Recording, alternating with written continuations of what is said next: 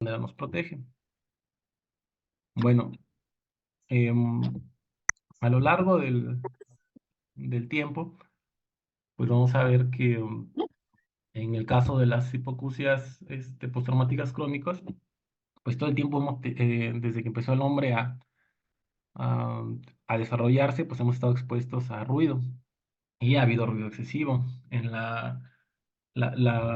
los momentos que fue más excesivo, donde se empezó a ya causar problemas, fue en la edad de los metales, en estos herreros que trabajaban martillando lo que es el hierro y el bronce para crear herramientas o crear armas. Entonces, estos herreros, el mismo gobierno les pedía que su trabajo tenía que ser fuera de la ciudad porque pues ya los tenían identificados que estas personas, por estar expuestos a esos ruidos de manera crónica, pues desarrollaban hipoacusias. Y estas fueron pues las primeras hipoacusias profesionales que fueron descritas. Con el uso militar de la pólvora, también se empezó a describir la sordera de los gatilleros. Esta explosión del arma de fuego, estos sonidos intensos y prolongados, era lo que les causaba la hipoacusia. Y bueno, ya más recientemente la revolución industrial en el siglo XIX, el siglo XX, siglo XXI, pues empezó a tener otro tipo de trabajo, que operaban maquinaria pesada o había transportes motorizados y la exposición crónica pues también se logró vincular al desarrollo de las hipoacusias.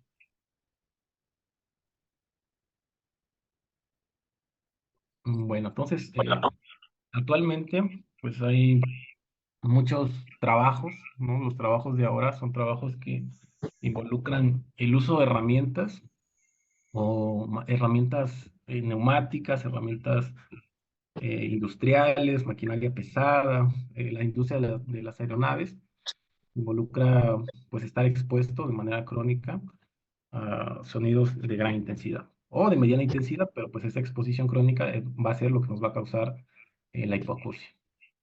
Bueno, aquí una tablita que podemos pues ver aproximadamente cuántos decibeles, perdón, tienen algunas actividades. Por ejemplo, en tráfico en la calle, pues nos llega a 90 decibeles. La batería y percusiones a 100 decibeles, un martillo neumático a 110 decibeles, y el caso de un despegue de un avión, 140 decibeles, ¿no? Entonces, estos que les acabo de escribir, pues son situaciones que pueden estar relacionadas con algunos trabajos. ¿Qué es escrito? Bueno, en 1980, en Bruselas, Bélgica, el personal de la OMS pues se va a reunir y va a publicar los primeros criterios de salud ambiental que son aplicables al ruido. Y nosotros en México, pues tenemos una norma oficial mexicana que va a ser la NOM 011 de la Secretaría de Trabajo y Previsión Social, en el 2001, con el nombre Condiciones de Seguridad e Higiene de los Centros de Trabajo donde se genera ruido. También tenemos otra norma que va a ser una norma 081 de Semarnat, que marca que para las industrias y comercios y los límites máximos permisibles son de 68 decibeles de 6 a 10 de la noche. Y en la noche, estos mismos comercios que pues pueden ser antros, o bares en la noche, pues el límite todavía es menor, de 65 decibeles de 10 a 6 de la mañana.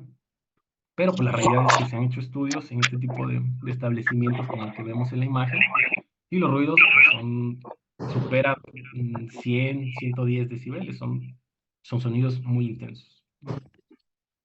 Bueno, em, vamos a definir primero lo que es ruido. Aunque el tema es trauma, hipoacusia por trauma acústico crónico, pues también vamos a ver un poquito generalidades que aplican al trauma acústico agudo, que fue la presentación pasada, y pues de aquí pues vamos a partir para desarrollar el trauma acústico crónico.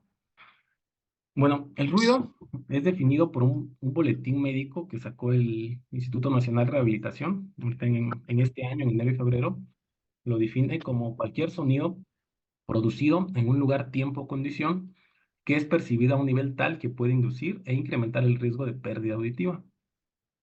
Eh, Aquí nos marca este boletín del INER que el desarrollo gradual de la pérdida auditiva puede ser resultado de la exposición a largo plazo. Aquí ya podemos empezar a vincularlo con lo que es la hipoacusia postraumática crónica. Entonces nos dice que la exposición a largo plazo al ruido No nos dice que es intenso, sino dice que puede ser moderadamente intenso, que va a oscilar entre los 75 y 78 decibeles. Entonces, pues hacer una comparación con la tablita que veíamos hace rato, pues podemos ver que los decibeles que veíamos en la industria aeronáutica, la batería, el tráfico de la calle, pues son decibeles más de 75 y 78. Bueno, la OMS, ¿cómo define el ruido? La OMS nos dice que el ruido va a ser cualquier tipo de sonido superior a los 65 decibelios durante el día y 55 decibelios durante la noche, ¿no? Entonces, pues igual la OMS da decibeles diferentes para lo que es el día y la noche, ¿no? Y pues también vamos al tener este concepto de daño auditivo inducido por ruido.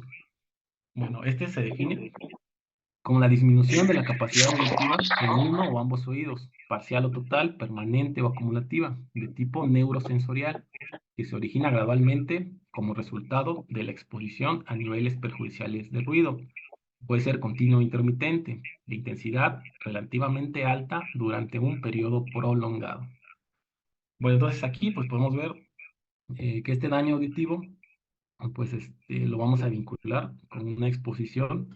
No tiene que ser totalmente alto el ruido, pero lo que sí tiene que estar es que el paciente o el trabajador va a estar expuesto durante un periodo prolongado. Bueno, ¿qué nos dice nuestro libro? Las lesiones otológicas producidas por ruido. Pues estas van a estar, como su nombre lo dice, producidas por ruido, pero en el libro nos dice que van a ser arriba de 80 decibeles y va a depender mucho de lo que es el tiempo de exposición. Entonces, ante un mismo ruido, cuanto más tiempo de exposición tenga nuestro trabajador, pues va a tener una mayor lesión, ¿no? Y pues para empezar a hablar ahorita de lo que es la hipoacusia postraumática crónica, pues tenemos que entender 4 conceptos que se adaptan tanto al trauma acústico agudo como ese trauma acústico crónico, ¿no? Entonces, conceptos son umbral auditivo, adaptación auditiva, fatiga auditiva y trauma acústico. Entonces, vamos a ver estos para poder entender el tema. Bueno, el umbral auditivo, para poder entenderlo, nos pone un ejemplo, ¿no? Entonces, nos dice que si nosotros emitiéramos algún sonido que no sea audible, que nosotros no lo podamos percibir, pero este sonido lo vamos aumentando poco a poco en su intensidad, va a llegar el momento en el que este sonido lo vamos a poder escuchar. Ese va a ser pues nuestro umbral auditivo. Entonces va a ser el nivel mínimo de decibelios que capta el oído. Este umbral auditivo pues puede ser diferente del lado izquierdo y del lado derecho. La adaptación auditiva. También el otro nombre que tiene es fatiga perestimulatoria.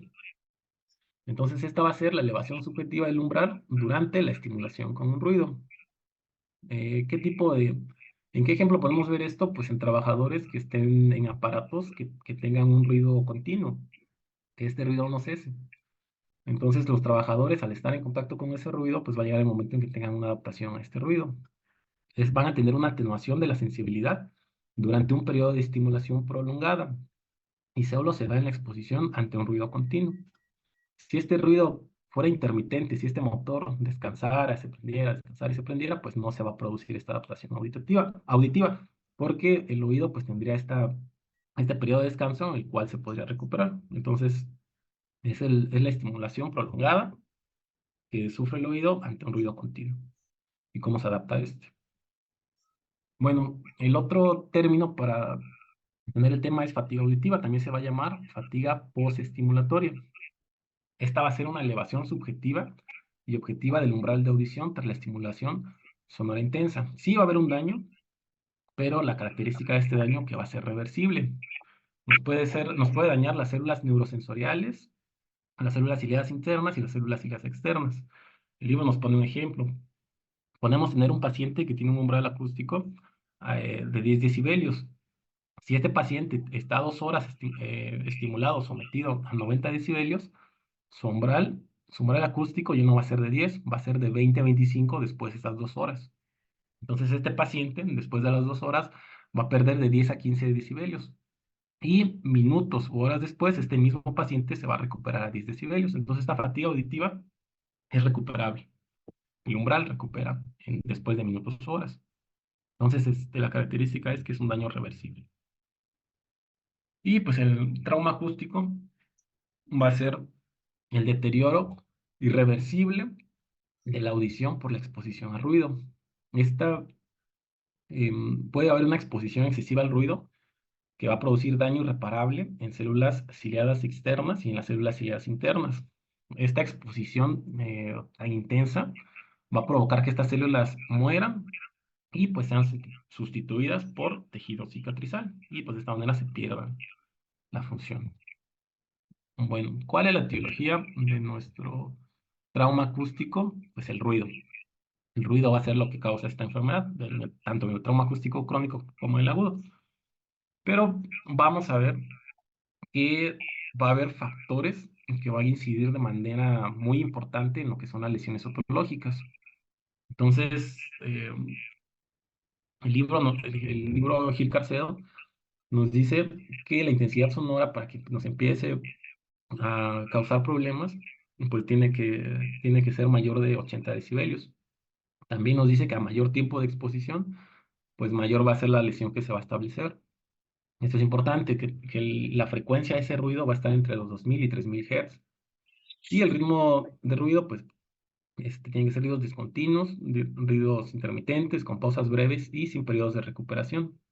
Y pues también depende mucho la susceptibilidad individual de cada paciente. Cada paciente es diferente y pues vamos a ver que hay características propias de ellos que van a hacer que el ruido los dañe de mayor forma o de menor forma, como la edad, el estado general o las condiciones de trabajo.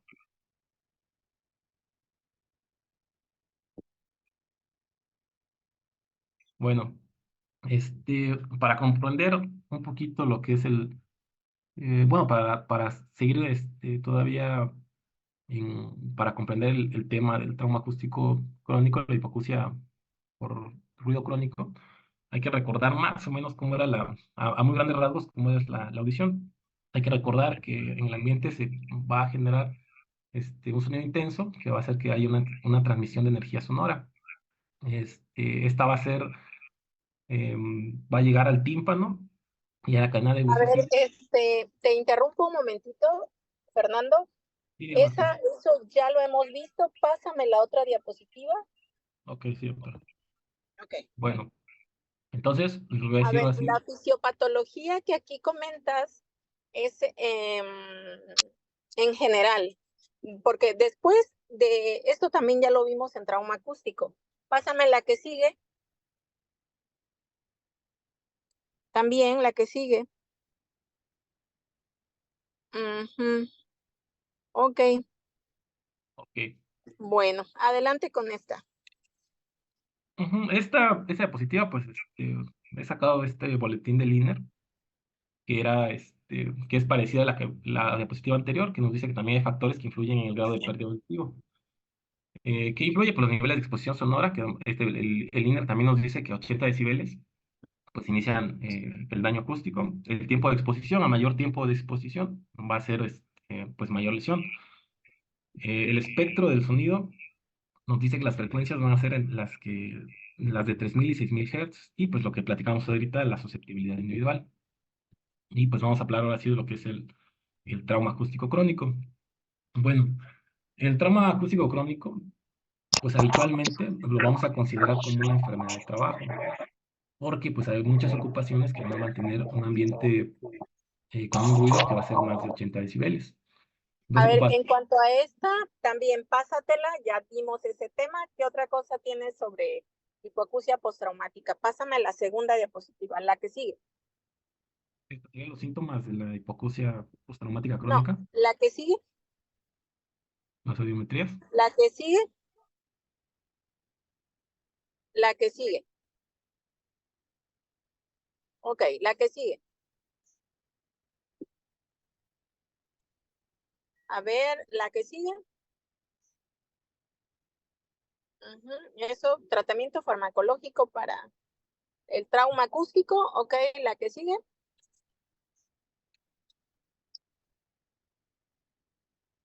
Ok, la que sigue. Ok, la que sigue. Ok, la que sigue. La que sigue. Ujú, la que sigue.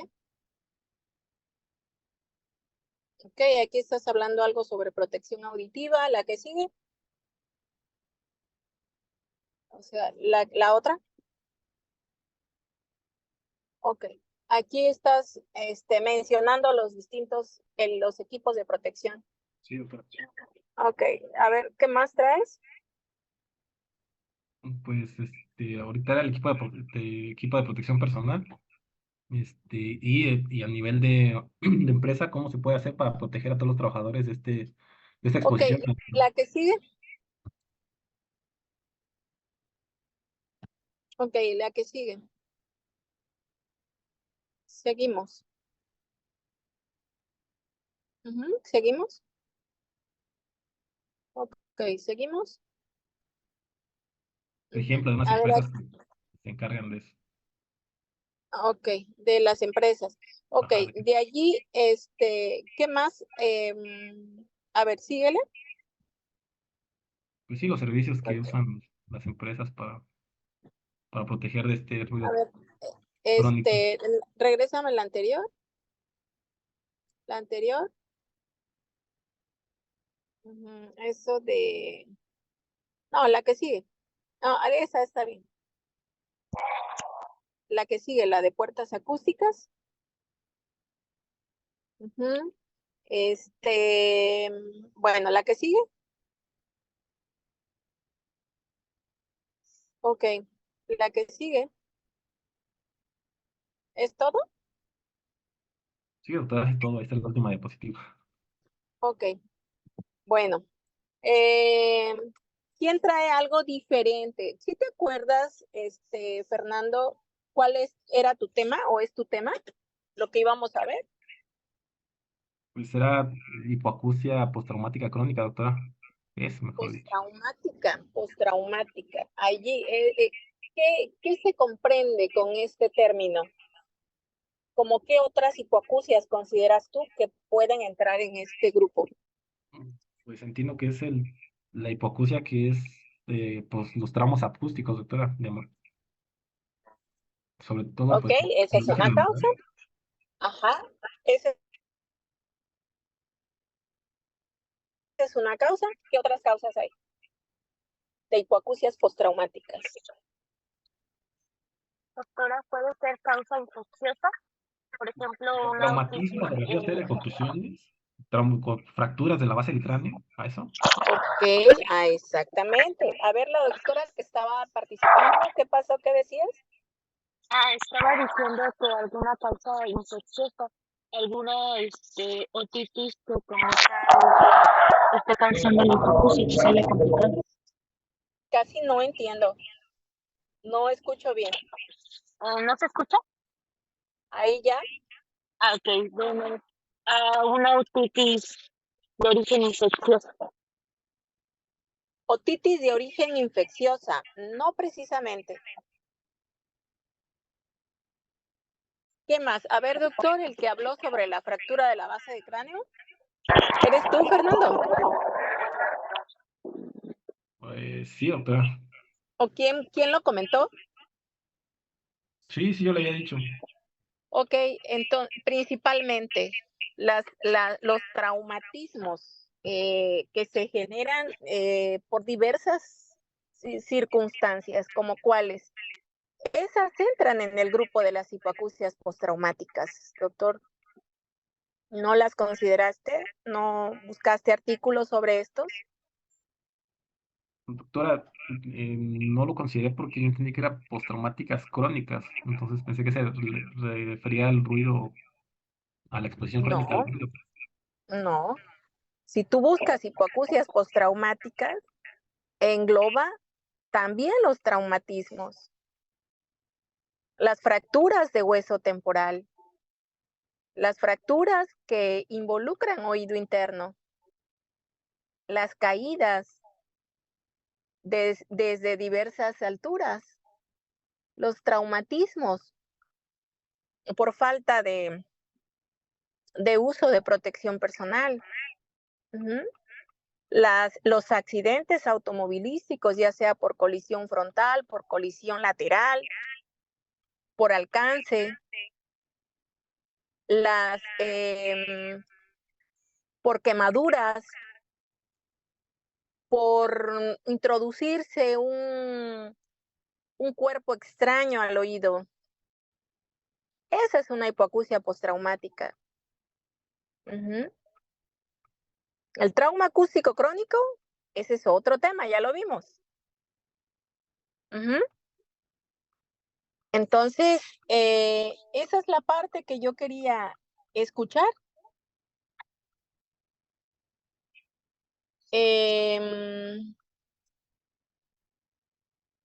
Ahora, ya les están pidiendo que regresen. A ver, díganme. ¿Les están pidiendo que terminemos la clase o cómo fue?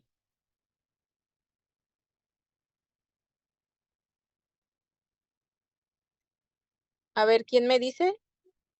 No, bueno, ¿a qué se refiere, doctora? Porque aquí estamos Lo que nosotros. pasa, doctora, es que a la doctora Viña ya le están pidiendo que cierre el año en base a las calificaciones y rotaciones que tuvimos este año.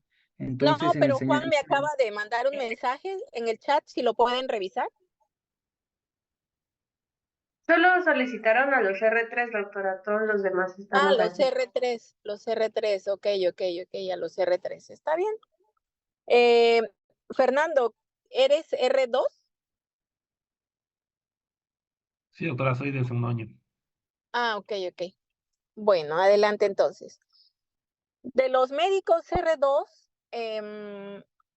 ¿quién estudió algo distinto al trauma acústico crónico?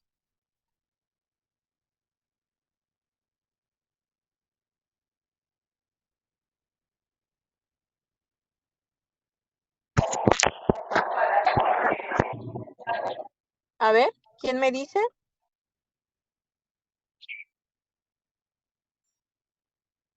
Doctora, buenas tardes.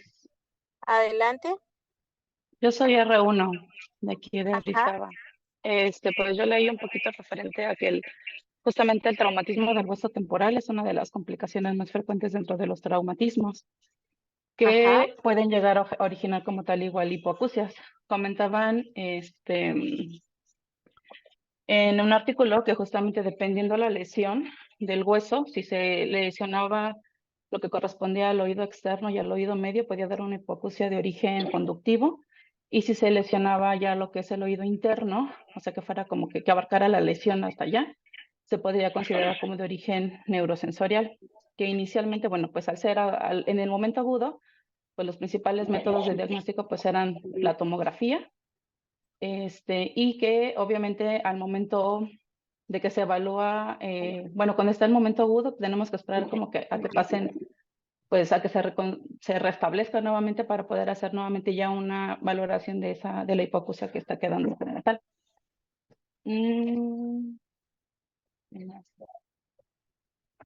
Que por ejemplo, bueno, se estimaba que aproximadamente del 24 al 81% de los pacientes que tienen este traumatismo del hueso temporal podían quedar con hipoacusia. Exacto, dependiendo del tipo de la fractura, que son las longitudinales o transversales, van a ser el tipo de, o sea, dependiendo del tipo de fractura, van a ser la hipoacusia, ya sea sensorial, con daño a oído interno, o conductiva, con daño a oído medio. Está bien. De hecho, el tema, doctor, era o es, si checas tu programa, dice hipoacusia y vestibulopatía postraumática. No dice crónica. ¿Ok? Y de hecho, te faltaría también las alteraciones del equilibrio o las alteraciones vestibulares, del cual no mencionas tampoco nada. ¿Qué pasó? ¿Te distrajiste? ¿Te confundiste? ¿O qué pasó, Fernando?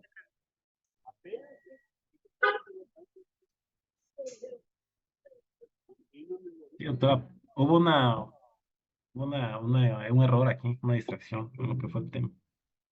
Entonces,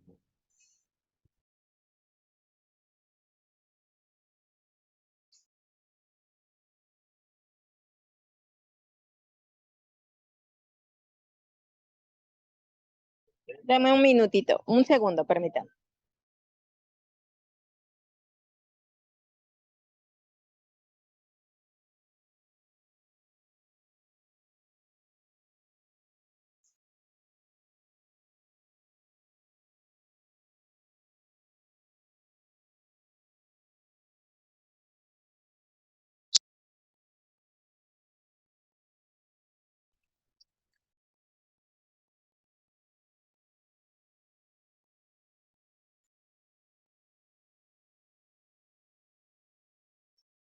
Participaciones. Tu clase has tenido un buen desempeño durante el tiempo que hemos estado, digo, tus participaciones han sido acertadas y este era tu tema, esta era tu clase. Y finalmente esta participación es responsabilidad de cada quien.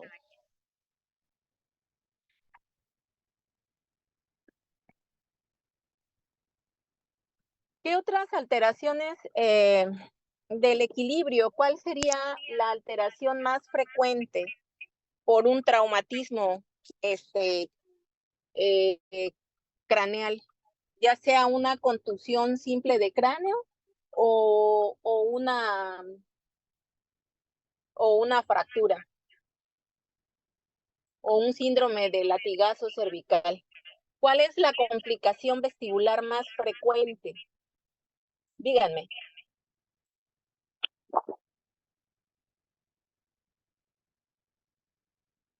¿No sería el vértigo, doctora? ¿El vértigo qué? Hay que ponerle apellido. ¿Postural paroxístico?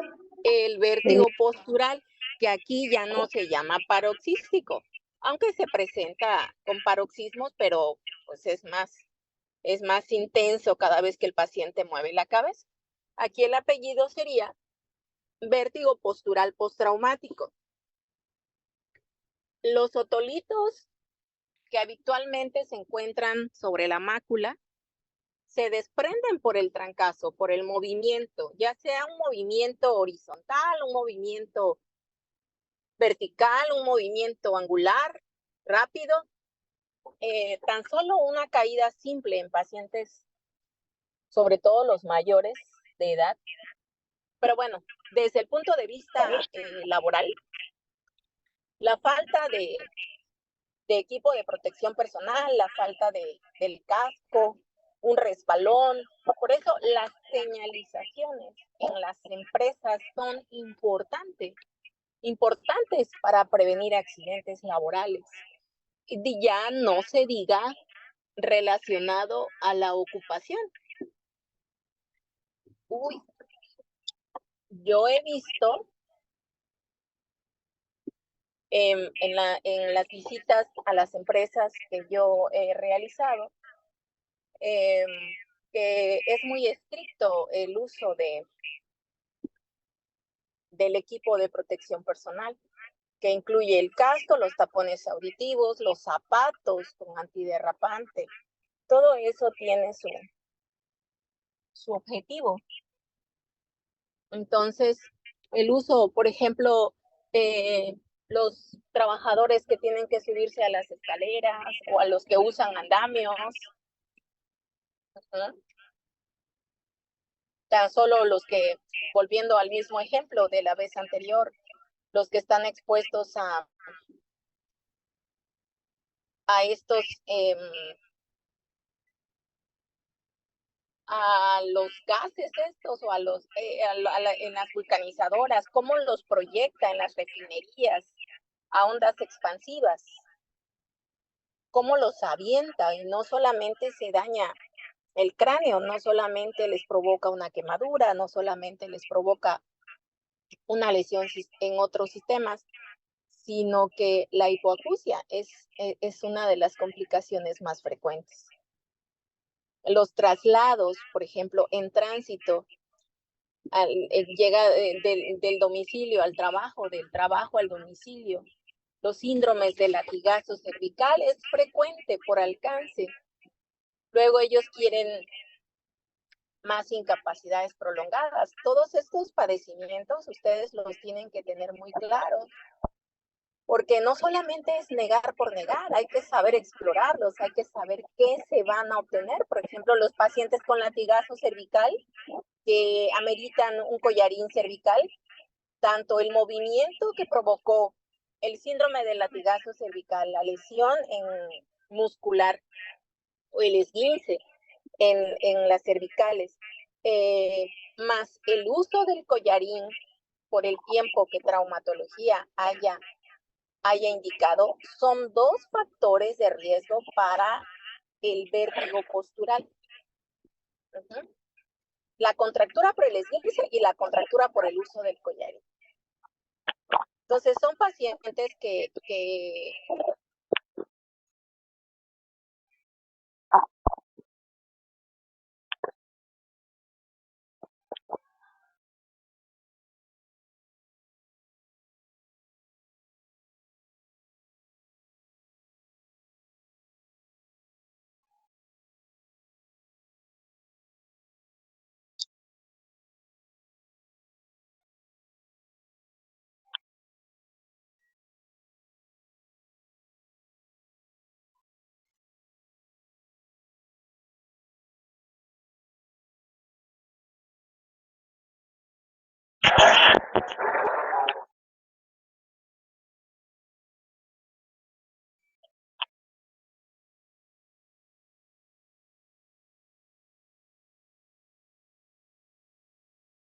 también, ¿se acuerdan que platicamos que por qué los traumatólogos no pedían su dictamen por ruido?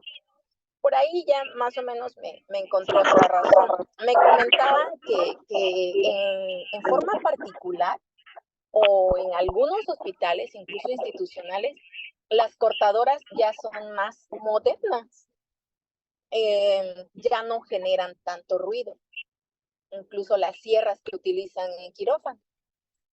Solamente los equipos más rudimentarios, más sencillos, más arcaicos que todavía existen, al menos aquí en el hospital, pues sí. Pero bueno, eso fue un agregado. Entonces, finalmente todo eso lo tienen que considerar. Las lesiones vestibulares unilaterales también son una posibilidad, que genera vértigo espontáneo, nistagmus espontáneo. Tuve el caso de una paciente, Susana, se los platico rápidamente, era una trabajadora del Oxxo que fue creciendo, entró como acomodadora, como dependiente, y después se esmeró mucho y llegó a cajera y luego subió de nivel. El caso es que Susana ya estaba como de coordinadora de grupo o algo así en el Oxxo. Una mañana desafortunadamente ella fue asaltada y el indeseable personaje asaltante le azotó la cabeza contra la barda. Y no conforme con eso, la aventó y ella cayó al piso. Entonces, cuando a mí me llega, cuando le llega a mi compañera, a otra doctora de otoneuro, yo estaba en el turno de la tarde, eso fue en la mañana, le llega con una hipoacusia media súbita, postraumática y un vértigo postural. Entonces, resulta que a los 7 días la vuelven a mandar porque el vértigo ya era espontáneo, o sea, se incrementaba con los movimientos y aparte tenía hipoacusia del lado contralateral. Entonces, en mi impresión diagnóstica consideré una fístula perilinfática postraumática por el golpe, porque los dos oídos estaban ya bajando la audición. Uno, por la concusión laberíntica.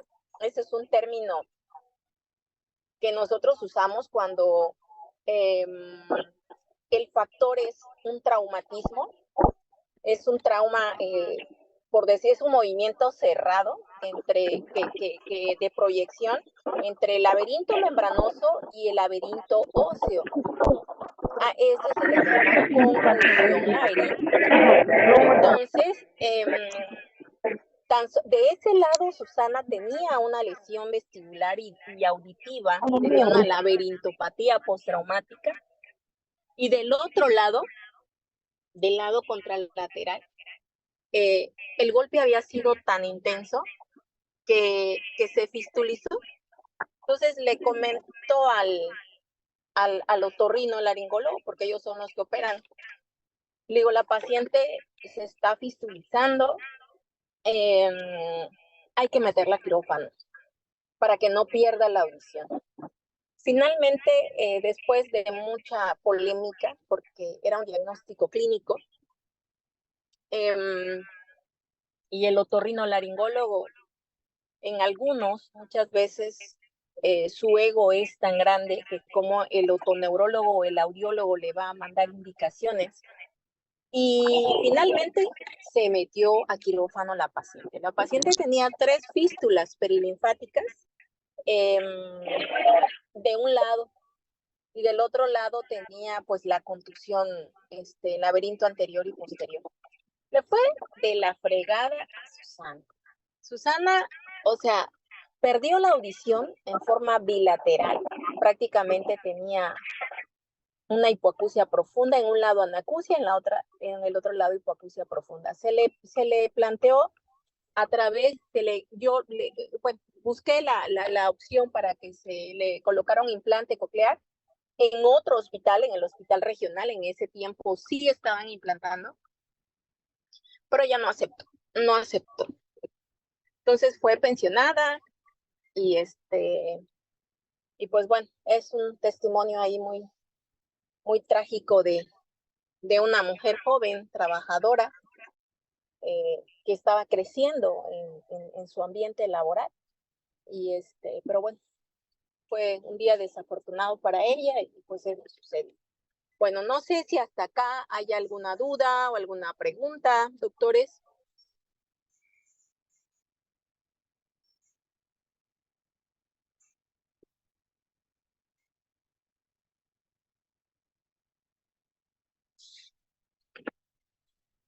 ¿Comentario? Doctora, y por ejemplo, en ese caso, bueno, ¿me escucha? Ajá, sí te escucho muy bien. Dime. De ese caso que nos contó de Susana, que dijo que se estaba fistulizando, o sea, en caso de que no se operara y progresara, ¿se convierte ya en una enfermedad de Meniere o...? Sí, pues se vacía el oído interno, ¿no? Se vacía. La fístula perilinfática es una salida de líquido perilinfático a nivel de las ventanas oval y la ventana redonda, del oído interno hacia el oído medio. Entonces, pues se vacía prácticamente, ese oído se seca. Hay un daño vestibular, hay un daño auditivo. Ellos, los otorrinolaringólogos, la sellaron con gel foam, las fístulas que tenía, pero pues no se pudo rescatar la audición. Para esto, doctores, se requiere habilidad, se requiere experiencia para este tipo de traumatismos, incluso para sellar la fístula perilinfática. No desacredito en ningún momento, invalido el trabajo de los compañeros, ellos hicieron su intento, pero realmente son casos muy inusuales.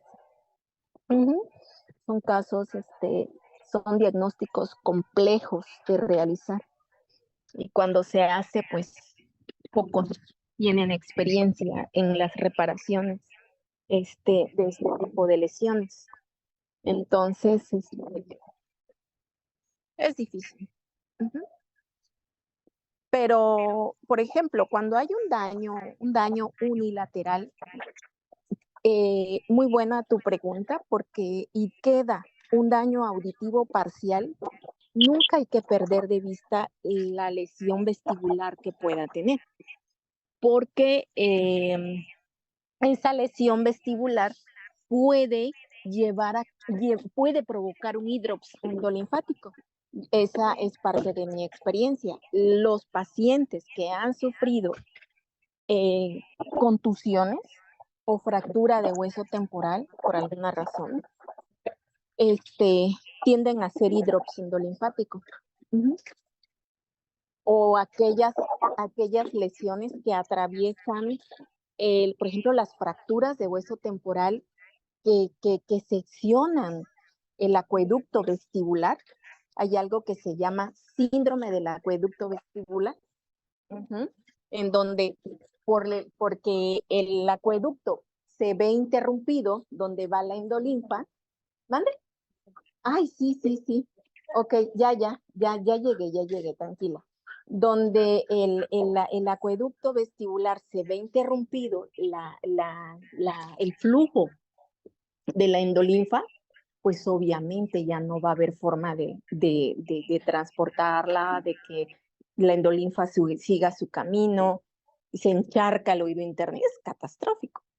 Porque el paciente hace hipoacusia súbita, tiene vértigo, tiene nistagmus espontáneo, está vomite y vomite, y son pacientes que en urgencias pues nos piden la interconsulta.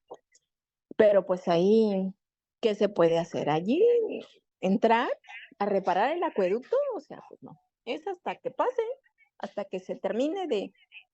Allí hay una cirugía, digo, me escuché muy agresiva, pero hay una cirugía que se llama descompresión endolinfática o descompresión de saco endolinfático. Hay un flujo retrógrado, por decirlo así, hacia el oído interno, hacia el laberinto posterior, y ya no hay forma de eliminar la endolinfa. Entonces, pues ahí es donde entra el trabajo del neurotólogo, el otorrino que hizo la subespecialidad en neurootología. En México se hace en el Instituto Nacional de Neurología. Bueno, ¿qué más? ¿Qué otra pregunta?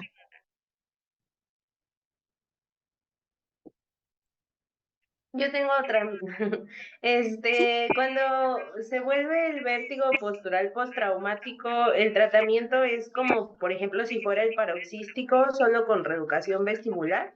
No, para nada. El tratamiento es como se trata, como se diagnostica primero el paroxístico benigno. Primero son las maniobras diagnósticas y luego si se identifica el nistagmus postural, pues se trata con maniobra de reposición canalicular, porque allí los otolitos están fuera de su lugar. Y entonces necesitamos reponer esas maniobras. Todo paciente con vértigo postural postraumático hay que revisarlo, hay que hacer maniobras, porque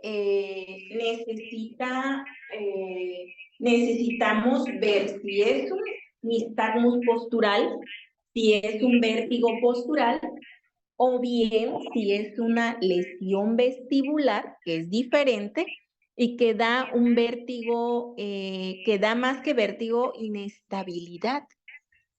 Y ahí sí es donde necesitas rehabilitación vestibular. Pero si es un vértigo postural, necesitamos primero demostrar a través de las maniobras diagnósticas que hay un nistagmus postural. Y luego hacer la maniobra de reposición canalicular que corresponda. ¿Algo más? ¿Quedó claro, doctora? Sí, doctora. ¿Sí quedó claro? ¿Sí me escucharon? Sí, doctora. Sí lo escuchamos. Ok, muy bien. ¿Alguna otra pregunta?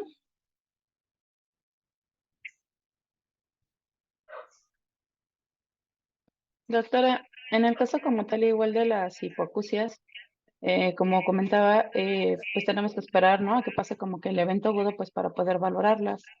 Y pues supongo que van a tener obviamente también igual de la magnitud del traumatismo, pero hay como un tiempo para poder, por ejemplo, empezar a hacer ya estudios para poder valorar esa hipoacusia, o sea, no sé, un periodo, no sé, de 6 meses, o sea, lo conveniente sería que se valorara, no sé, a los 3 meses, a los 6 meses o al año. No, prácticamente en forma inmediata, doctora. Hay casos en los cuales pues se preserva más la vida del paciente, ¿no? Casi siempre ellos, si están muy graves, pues se hospitalizan en la UCI, pero a veces hemos recibido pacientes en urgencias con el oído todo, o sea, con hemorragia. Entonces, pues ahí sí les decimos a los otorrinos, a ver, aspíralo primero, límpiame ese conducto para que yo pueda trabajar. Y si no, llega el paciente en camilla, con el collarín, todo con equimosis por fractura de piso medio, acostado, y pues ahí primero le atiendes la urgencia y luego me lo mandas. Eso a veces ya decidimos ponerle nada más la nota al paciente, o sea, revaloración o bajarlo en una semana, en 7 días. Pero en cuanto el paciente esté en condiciones, hay que hacerle estudio audiológico. Entre más pronto se diagnostique la hipoacusia, pues vamos a tener quizá un mejor pronóstico. Casi siempre sí se trata igual con esteroides cuando hay una hipoacusia súbita, pero pues por lo regular yo en mi experiencia he visto poca recuperación, a diferencia de las vasculares o metabólicas. Pero sí hay que identificarlas, hay que tratarlos para limitar el daño, tanto la parte auditiva como la vestibular. Gracias, doctora. Sí, de nada. Bueno, les voy a mandar las preguntas para el examen con la doctora Liz, para todos ustedes, y ella se los va a aplicar. Entonces, pues creo que aquí concluimos. Fue un gusto haberlos conocido, haberlos tratado, haberles dado clases. Espero que haber ayudado un poquito y haber aportado un poquito en su formación. Y pues, si alguna vez yo puedo apoyarlos en alguna duda que tengan, pues ya tienen mi contacto. Con mucho gusto yo puedo aclararlas, y si no, pues las aclaramos juntos. Y pues bueno, creo que es la última clase, me despido y les deseo mucho éxito en todo lo que emprendan.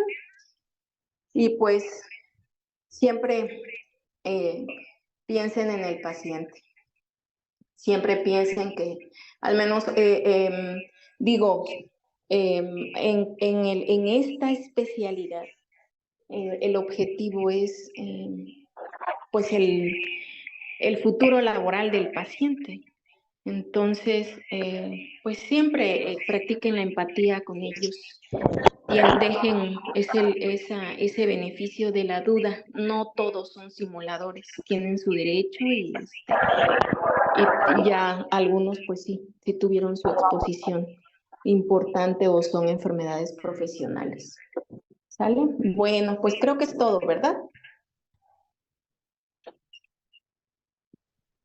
Pues sí, doctora, nada más agradecerle a usted su tiempo y su atención a las clases que tuvo con nosotros.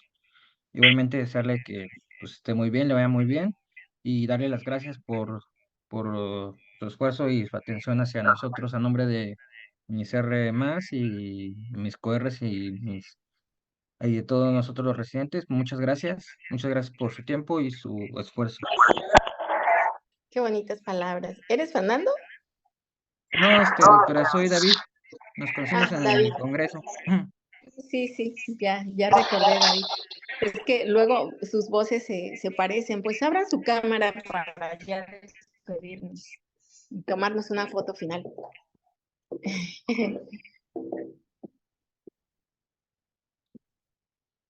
A ver, ¿quién más falta de su cámara?